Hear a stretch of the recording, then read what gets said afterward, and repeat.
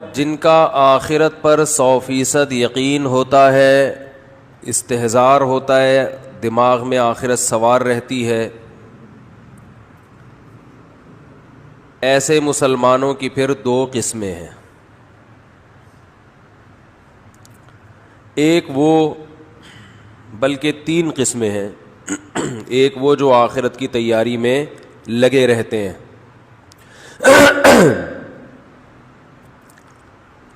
ایک وہ جو آخرت کی تیاری میں لگے تو نہیں رہتے مگر ان کو فکر رہتی ہے، ان سے گناہ اگر ہو جائے تو توبہ کرنے کی فکر، گناہ کی عادت پڑ جائے تو اس بات کی فکر کہ اس گناہ کو چھوڑا کیسے جائے، اس کی فکر میں دن رات گزر رہے ہوتے ہیں۔ اور تیسری قسم کے وہ مسلمان ہیں جن کا آخرت پر سرسری ایمان ہے مگر انہوں نے ابھی تک آخرت کو مقصد نہیں بنایا۔ میجورٹی اسی قسم کے مسلمانوں کی ہے، مقصد نہیں بنایا، بس ایک ہے کہ مرنے کے بعد بھی کچھ ہوتا ہے تو تھوڑا سا صدقہ کر دیا، جمعے کے دن ذرا نہا دھو لیے، کپڑے استری کیے، پہن کے مسجد میں آ گئے، اور رمضان میں روزے رکھ لیتے ہیں، وہ سب رکھ ہی رہے ہوتے ہیں، ایک ماحول بنا ہوا ہوتا ہے۔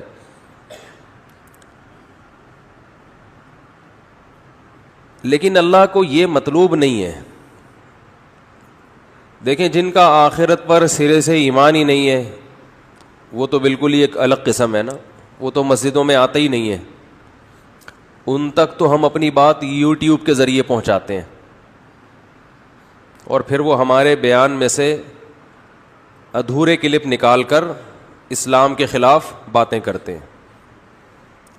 ملحد پر میں بات نہیں کروں گا، بس ایک چھوٹی سی چٹکلا بھی، ایک نیا بیان آیا میرے خلاف کیا، اسلام کے خلاف، اس میں میں یہ مسئلہ بیان کر رہا ہوں کہ طلاق کا حق مرد کے پاس کیوں ہے، عورت کے پاس کیوں نہیں ہے۔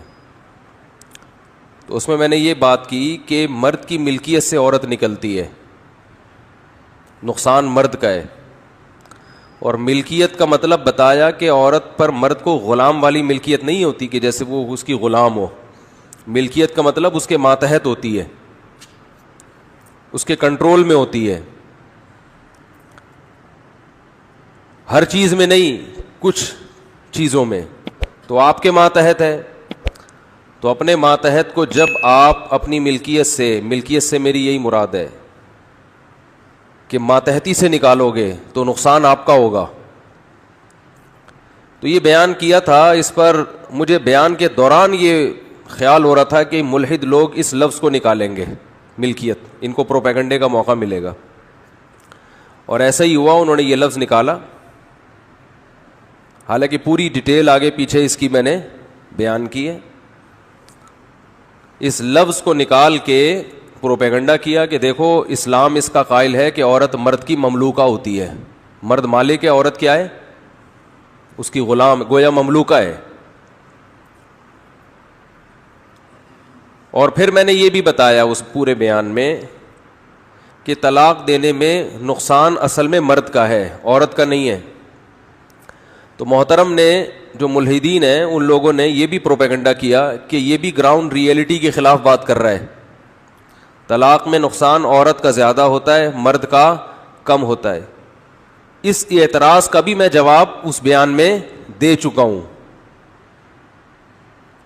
کہ آج عورت کا نقصان اس لیے زیادہ ہو رہا ہے کہ اسلام کے آدھے حکم پر عمل کیا جا رہا ہے، آدھے پہ عمل نہیں کیا جا رہا۔ میں اس کو ریپیٹ نہیں کروں گا، مطلب ان تمام اعتراضات کا جواب اپنے بیان میں دے چکا ہوں میں۔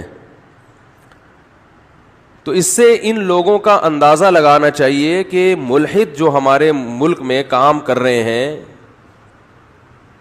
یوٹیوب کے ذریعے ہمارے کنٹری میں کام کر رہے ہوں، رہتے دوسرے کنٹری میں ہوں، لیکن جو کام کرنے والے لوگ ہیں ان کا مقصد حق کی تلاش نہیں ہے، ان کا مقصد ہے باتوں کو اچھالنا۔ جیسے فتنہ پرست انسان کو کہیں سے کوئی بات ملے نا، اچھالے گا فوراً وہ، تو ان کا مقصد حق کی تلاش نہیں ہے. تو مجھے خیال ہوا تھا میں محترم جو بھی بیانات اس طرح کے کر رہے ہیں ملحدین, ان کو یہ بولوں کہ یہ جو آپ چاہتے ہو کہ اسلام کے اس حکم پر اعتراض کہ مرد کا عورت پہ کنٹرول یہ بھی برا ہے اگر, تو اس کا مطلب آپ کے والد کا آپ کی والدہ پہ کنٹرول, بولو بھائی, نہیں تھا. یہ کوئی اچھی بات ہے؟ آپ کا اپنی بیگم پہ کنٹرول, بولو, نہیں ہے. اگر یہ اسلام نے جو کہا ہے کہ کنٹرول مرد کا ہوگا, تو یہ کنٹرولنگ پاور بھی اگر جو مرد کو دی ہے یہ غلط کیا ہے, تو اس کا مطلب وہ تمام لوگ بہت نیک ہیں جن کا اپنی بیویوں پہ کنٹرول نہیں ہے. پرس اٹھا کے جہاں جائیں, جس کے ساتھ رات گزاریں, جہاں ٹائم گزاریں, کنٹرول مرد کا نہیں ہونا چاہیے. تو یہ خود اپنی اوقات بتا رہے ہوتے ہیں, اور جب کنٹرول نہیں ہوتا تو پھر اس قسم کی چیزیں پیدا ہوتی ہیں معاشرے میں. تو فطرت کے خلاف, نیچر کے خلاف چلاتے ہیں یہ لوگ, اور اعتراض کس پہ کرتے ہیں؟ اسلام پر. اسلام کو اللہ نے کتنے پیارے انداز میں ڈیفائن کیا, فطرت اللہ التی فطر الناس علیہا, یہ لوگوں کی وہ نیچر ہے جس پر اللہ نے لوگوں کو پیدا کیا ہے. اسی نیچر اور فطرت کا دوسرا نام کیا ہے؟ اسلام ہے. مرد کو اگر عورت پہ کنٹرول نہ دیا جائے تو مرد کو طاقت دینے کا فائدہ کیا ہے؟ پھر اسے پاورفل بنانے کا فائدہ کیا ہے؟ تو نیچر کے مطابق بات کی ہے اسلام نے. تو خیر ٹاپک یہ نہیں ہے. تو میں یہ عرض کر رہا تھا, کیا عرض کر رہا تھا, موضوع تو ہے دماغ میں لیکن بات کہاں پہنچی تھی. ہاں, میں یہ عرض کر رہا تھا کہ جن کا آخرت پر ایمان ہی نہیں ہے وہ تو اسی قسم کی باتیں نکالتے رہتے ہیں. کچرا تھا انسان اور مر کے کچرا ہو کے ختم ہو جائے گا. لیکن جن کا آخرت پر ایمان ہے ان کا لائف اسٹائل دوسروں سے بہت مختلف ہونا چاہیے. جب ہے ایمان تو بھئی پھر یہ کیسا ایمان ہے کہ جمعے کے دن جمعے کی نماز پڑھ لی, اپنا یعنی جو کلچر میں جو چیز آ رہی ہے بس اس کو فالو کیا. اگر آخرت ہے تو بھائی یہ پھر بہت بڑی حقیقت ہے, کیونکہ اس میں نیک لوگوں کا ٹھکانہ جنت اور بروں کا ٹھکانہ جہنم کی آگ ہے. پھر یہ دنیا مسافر خانہ ہے, یہ اصل نہیں ہے. پھر یہاں کے غموں کو حد سے زیادہ محسوس کرنا یہ جہالت اور حماقت ہے. یہاں کی خوشیوں میں اپنی لمٹ کو کراس کر دینا یہ حماقت اور جہالت ہے. لیکن یہی حماقتیں اور جہالتیں صبح و شام ہم کر رہے ہیں. کوئی پیسے کے پیچھے پاگل ہے تو اتنا پاگل ہوا ہے کہ آپ کی سوچ ہوگی. کسی کو کوئی بیماری ہے, اب یہ کورونا میں کچھ تو مان ہی نہیں رہے, جو مان رہے ہیں وہ وہمی ہو گئے ہیں بالکل ہی. دماغ پہ ایسا مسلط کر لیا کہ وہ لگ رہا ہے کہ یہ ٹینشن سے ہی نہ مر جائے. احتیاط نہیں کر رہے, بس دماغ پہ خامخواہ کا مسلط کیا ہوا ہے. میں جیب میں ماسک لے کر بیٹھا ہوا ہوں, یہ بولتے ہوئے تو ماسک نہیں لگا سکتا نا انسان. آپ کہیں گے خود کون سا کوئی احتیاط کر رہے ہو. اور یہ والا ماسک ایمی بیکار ہے, یہ ٹیشو پیپر ہے. اصل ماسک وہ ہے وہ جو ڈاکٹر لوگ لگا رہے ہیں نا, ہاں کیا نام ہے اس کا, N95. تو لگا لیا کریں ماسک, کو ثواب ملے گا انشاءاللہ. کوئی احتیاط پر عمل کر لیں. مصیبت یہی ہے کہ میں ٹاپک چھیڑنا نہیں چاہتا. جس کو جب تک ہوتا نہیں ہے نا وہ مانتا نہیں, اور جس کو ہوا ہے اس کی چیخیں نکلی ہیں. اور ہسپتالوں میں رش ابھی اتنا بڑھ گیا ہے. ہمارے ایک بڑے استاذ کا بھی ایک میسج آیا, انہوں نے کہا کہ ہسپتالوں میں جو اچھے ڈاکٹر تھے, اچھی نرسیں تھیں, یا تو بیمار ہو گئے ہیں یا مر گئے ہیں یا بھاگ گئے ہیں. اب ایویں جونیئر قسم کے لوگ کچھ ہیں جن کو وہ بس چیخنے چلانے دیتے ہیں مریض کو, اور وہ خود آتے ہوئے بھی ڈرتے ہیں پاس. لیکن جب تک ہوا نہیں کھا کے آؤ گے یہ باتیں سمجھ میں نہیں آئیں گی. پھینکتے رہو بیٹھ کے یوٹیوب پہ, فیس بک پہ پھینکتے رہو. اور پاکستان کے اس وقت جتنے مشہور علماء ہیں ان میں 99% کا انتقال کرونا سے ہوا ہے. لیکن افسوس کی بات یہ ہے کہ ان کے لواحقین ماننے کے لیے تیار نہیں ہوتے. یہ فیصلہ کر لیا کہ نہیں, پوری دنیا بے وقوف ہے, ساری دنیا میں فلائٹس کینسل ہو گئی ہیں, اب جہازوں کی کمپنیوں کا بیڑا غرق ہو گیا ہے, لیکن ہم ہیں بہت بڑے ماشاء اللہ فنٹر, ہمارے پاس ریسرچ ہوتی ہے اصل. تو جب تک مرو گے نہیں یقین نہیں کرو گے, اور جب مر گئے تو پھر یقین کرنے کا فائدہ نہیں ہوگا. احتیاط کرو, باقی یہ کہ ڈرو نہیں. اب سوال پیدا ہوتا ہے جب اتنا ڈرا دیا تو پھر کہہ رہے ہو کہ ڈرو نہیں. موت سے ڈرایا ہے کہ مر جاؤ گے, یعنی یہ خطرہ ہے کہ مر جاؤ گے. تو اگر زندہ چاہتے ہو, زندگی چاہتے ہو اپنی بھی, اپنے گھر والوں کی بھی, بوڑھے والدین کی بھی, تو احتیاط کر لو بھائی. باقی امید کی بات یہ ہے کہ مر جائیں گے نا, تو زیادہ سے زیادہ مر جائیں گے, تو اپنی احتیاط کے باوجود اگر مر جائیں تو کوئی ٹینشن کی بات نہیں ہے, کیونکہ نبی صلی اللہ علیہ وسلم نے فرمایا کہ وباؤں میں جو لوگ مرتے ہیں صبر کے باوجود اللہ انہیں شہادت دیتا ہے. اچھا ہے, گناہ معاف ہو جائیں گے انشاءاللہ. کیا خیال ہے بھائی؟ نہیں مرے تو کل ویسے ہی مر جانا ہے. تو آپ امید چاہتے ہو یہ کہ کچھ بھی نہ ہو, ٹھیک ہے نا, ایسے تھوڑی امید ہوگی, کچھ تو ہوگا. حالات بھی ابھی جو میں نے قرآن کی آیت پڑھی ہے اس میں تو اس کا تو مضمون ہی یہی, ہم تمہیں آزمائیں گے. بشیء من الخوف ونقص من الاموال والانفس والثمرات, خوف میں مبتلا کریں گے تمہیں, خوف میں مالوں کا نقصان بھی ہوگا معاشی, بڑے بڑے کروڑ پتی لوگ روڈ پہ آ سکتے ہیں, پیسہ ڈوب سکتا ہے. دنیا میں اللہ نے ہمیں پیڑے کھانے کے لیے پیدا نہیں کیا. بہت سے لوگ بہت دنوں سے پیڑے کھا رہے ہیں, وہ سمجھتے ہیں کہ یہ ہم موت تک پیڑے کھاتے رہے. بہت سے ملکوں نے پیڑے کھائے ہیں, ان کرونا نے ان کے منہ سے پیڑے چھین لیے, سمجھ رہے ہو. بہت سی قوموں نے, بہت سے ملکوں نے, بہت سے افراد نے پیڑے کھائے ہیں. بہت سے ملک بہت ترقی پر ہیں اور مسلسل پیڑے کھائے جا رہے ہیں. اس کرونا نے ان کے منہ سے بھی پیڑے, بولو بھائی, ہلا دیا ان کو. بہت سی جہازوں کی کمپنیوں نے بہت زیادہ پیڑے کھائے ہیں, ان کمپنیوں کا دیوالیہ نکل گیا. یہ ہے وَلَنَبْلُوَنَّكُمْ, اللہ فرماتے ہیں ہم تمہیں آزمائیں گے, اجتماعی سطح پہ بھی اور انفرادی سطح پہ بھی. بشیء من الخوف, خوف میں مبتلا کر دیں گے. ہم کریں گے یہ کام, یہ نیچر نہیں کرتی کہ خود بخود ہو رہا ہے. ملحد کہتا ہے بس یہ نیچر کا ایک حصہ ہے, فطرت کا حصہ ہے. فطرت بذات خود کوئی چیز نہیں ہے, اس کو بنانے والا اللہ ہے. بشیء من الخوف والجوع, بھوک بھی مسلط کریں گے, معاشی نقصان. ونقص من الاموال والانفس, مال کا نقصان, جانوں کا نقصان, انسانی ہلاکتیں ہوں گی. والثمرات, پیداوار کا بھی نقصان ہوگا. تو اللہ نے کیا فرمایا ان حالات میں, وبشر الصابرین, صبر کرنے والوں کو خوشخبری سنا دیں. جو غیر مسلم ہے وہ صبر نہیں کرے گا.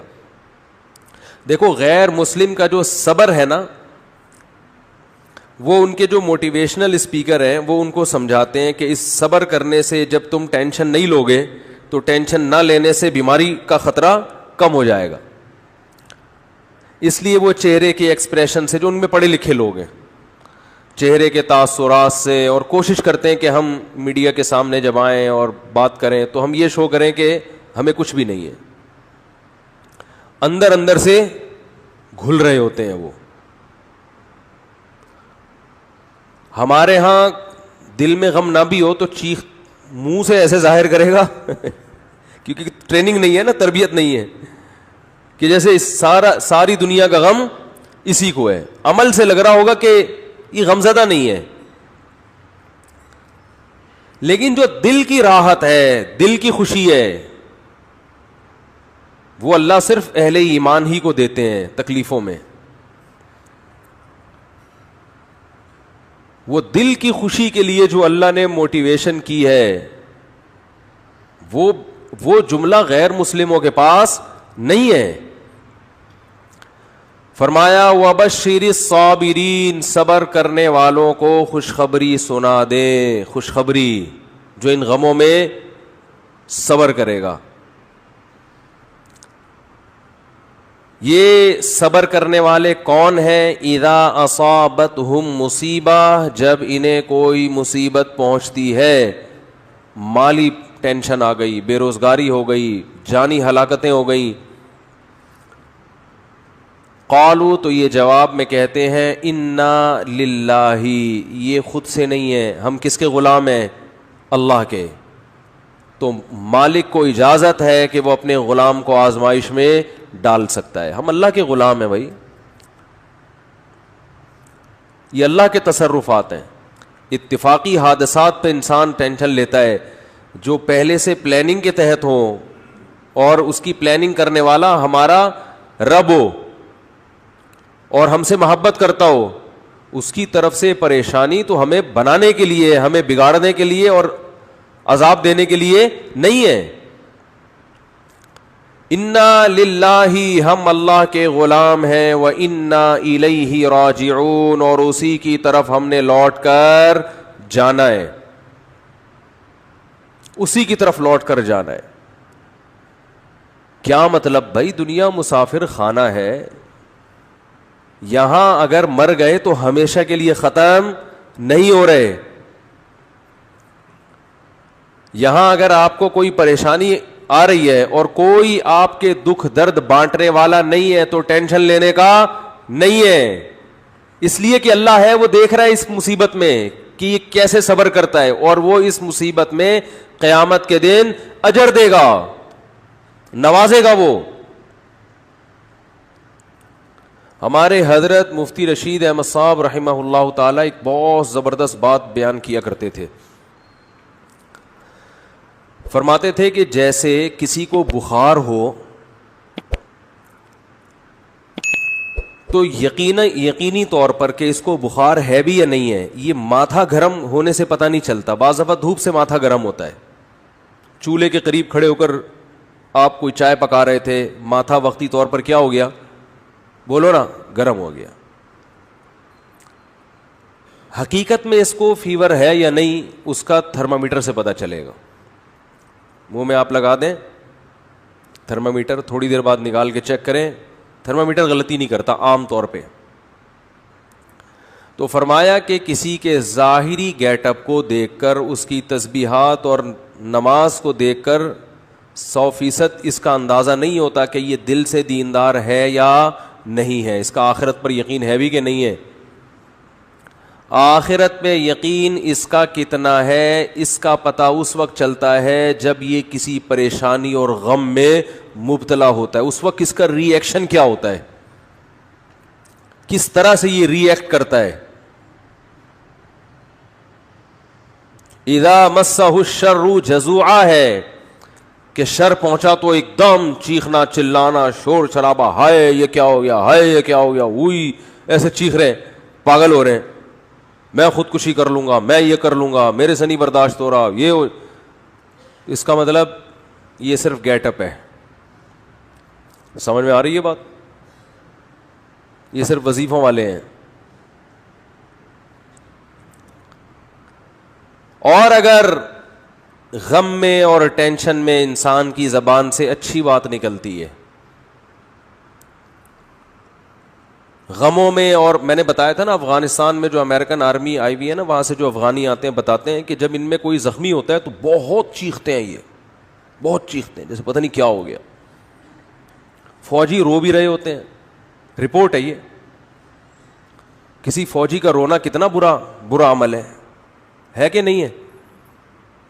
میدان جنگ میں فوجی رو رہا ہو، ہم نے تو مسلمانوں میں کبھی ایسا سنا نہیں، اپنے فوجیوں میں بھی کبھی ایسا نہیں سنا کہ فوجی ہو کے رو رہا ہے.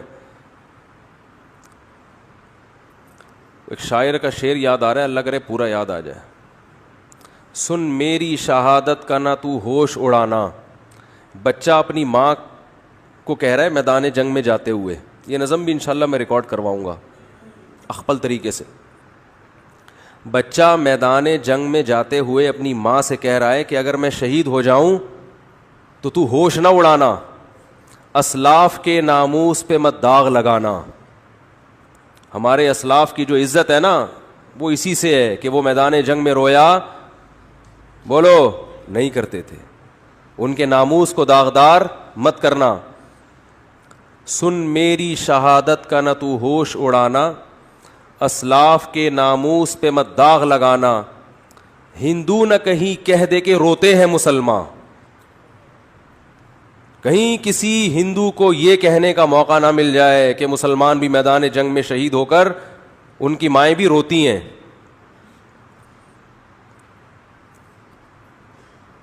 پھر کہتا ہے کٹ جاؤں مقتل میں تو اف تک نہیں کہنا.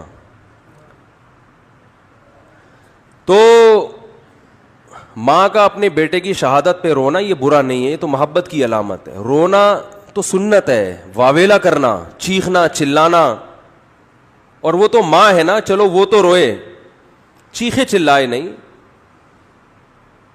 اپنی نواسی کی موت پر ہمارے نبی صلی اللہ علیہ وسلم کی بھی آنکھوں سے آنسو جاری ہوئے. آپ نے فرمایا کہ دل غمزدہ ہے, آنکھیں بہہ رہی ہیں, زبان وہی کہے گی جس پہ ہمارا رب راضی ہوگا. زبان سے وہی کہیں گے جس پہ اللہ کیا ہوگا, راضی. آنکھوں پہ کنٹرول نہیں ہے, تو رونے پر پابندی نہیں ہے. میدان جنگ میں تو رونا بری بات ہے. تو امریکیوں سے گزارش ہے کہ ہمارے ہاں ٹرکوں کے پیچھے لکھا ہوا ہوتا ہے تپڑ ہے تو پاس کر ورنہ برداشت کر. اس کا انگلش میں ترجمہ کروا کے اپنی پینٹوں کے پیچھے لکھوا لیں گے.